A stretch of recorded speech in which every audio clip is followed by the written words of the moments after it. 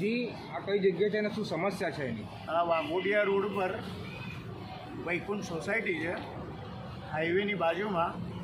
ત્યાં કેટલાક વર્ષોથી આવીને આવી સમસ્યા છે. કોર્પોરેશન કશું ધ્યાન આપતી નથી અને જ્યારે બી થોડો બી વરસાદ પડે છે તો અહીંયા ગટરો અને પાણી એવું એટલું ભરાઈ જાય છે કે લોકોને આવવા જવાની બહુ તકલીફ પડે છે. એ કહી શકાય કે હવામાન વિભાગ દ્વારા જે કમોસમી વરસાદ પડ્યો ત્યારબાદ ગટર ઉભરાય છે. તમે આ તમારા કેમેરામાં જુઓ જ છો કે ગટરો ઉભરાય છે ને એટલી દુર્ગંધ મારે છે. અહીંયા આગળ રોગચાળો ફાટી નીકળે તો આ પબ્લિકને શું થાય?